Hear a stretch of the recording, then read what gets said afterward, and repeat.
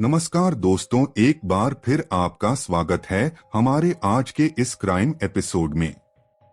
23 जून 2024 की ये घटना आपको जरूर कुछ सिखाकर और सोचने पर मजबूर कर देगी। दोस्तों, ये घटना हाल ही में हुए मर्डर झांसी की है। इस पूरी कहानी की शुरुआत होती है मध्य प्रदेश के दतिया जिले से, जहां काजल नाम की एक लड़की और दीपक नाम का लड़का एक दूसरे से बेहद ज्यादा प्यार करते थे। दोनों एक दूसरे को बहुत पसंद करते थे। दीपक दिखने में काफी हैंडसम था, काजल भी सुंदर थी, लिहाजा दोनों की जोड़ी बहुत अच्छी थी। लेकिन आज के दौर के हिसाब से अगर देखा जाए तो लोगों की इच्छाएं बढ़ ही रही हैं। इस महंगाई के जमाने में पैसा नाम की भी बहुत वैल्यू है और इसी के चलते इन दोनों को एक दूसरे से अलग भी होना पड़ा, जो कि काफी दुखद और दिल झकझोर देने वाली घटना की शुरुआत भी बना। दरअसल काजल के घर वालों को काजल पर शक होने लगा और एक दिन काजल को अपने घर पर दीपक के बारे में सब कुछ सच सच बताना पड़ा और ये भी बताना पड़ा कि दीपक अभी कोई कामकाज नहीं करता। भला आज की महंगाई के दौर में कोई भी माँ बाप एक बेरोजगार व्यक्ति के साथ तो अपनी बेटी को बिल्कुल भी नहीं ब्याह सकता। और यही देखते हुए काजल को सख्त हिदायत दी गई कि तुम दीपक से मिलना छोड़ दो, आजकल महंगाई का दौर है, तुम उसके साथ बिल्कुल खुश नहीं रहोगी। माँ बाप ने काजल को भली भांति समझा दिया और काजल को भी ये बात बिल्कुल ठीक लगी और जो नहीं होना था वो ही काजल से हो गया। उसने दीपक से बात करना छोड़ दिया।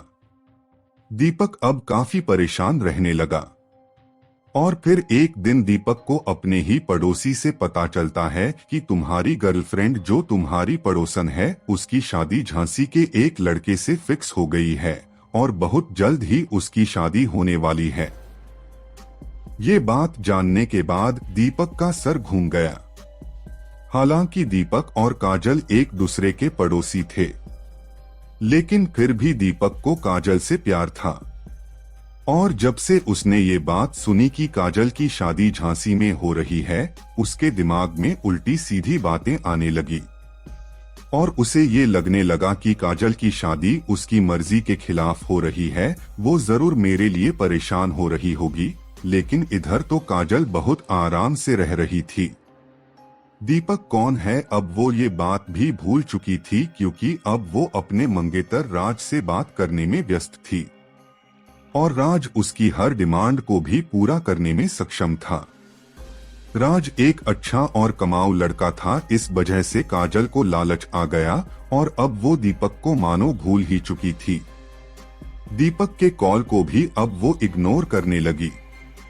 अब यहाँ से दीपक को समझ आया कि कुछ तो गड़बड़ जरूर है और उसने इस बारे में और ज्यादा जानकारी निकाली। जानकारी निकालने के बाद दीपक का हाल बेहाल हो गया था, क्योंकि जो सच उसे पता चला वो जानकार वह एकदम दंग रह गया। साथ में जीने मरने की कस्में खाने वाली लड़की आज उसे छोड़कर जा चुकी थी।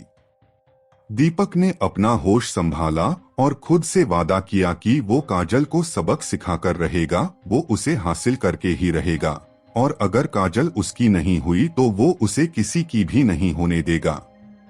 एक ओर दीपक बदले की आग में तड़प रहा था तो दूसरी ओर काजल की शादी की तैयारियां खूब जोरों शोरों से चल रही थी। काजल बहुत खुश थी।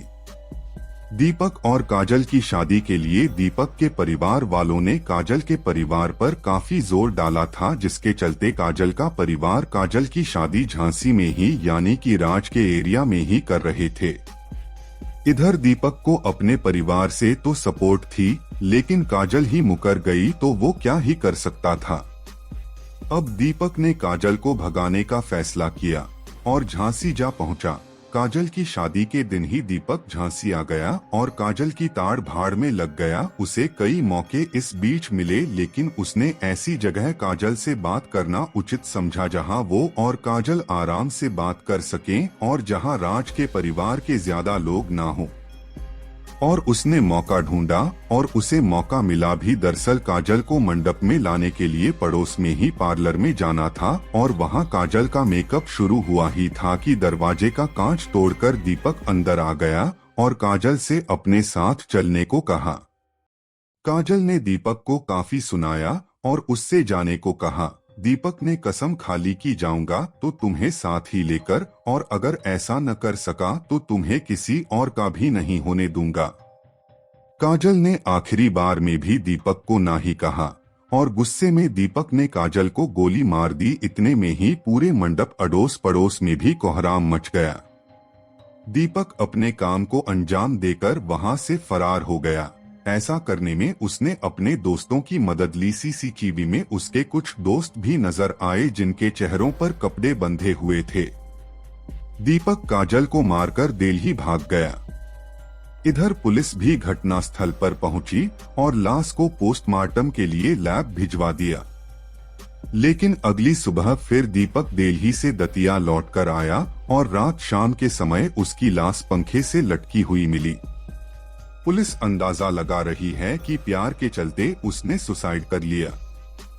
फिलहाल दोस्तों, इस केस से जुड़ी कोई और खबर अगर आएगी तो हम आपको जरूर बताएंगे।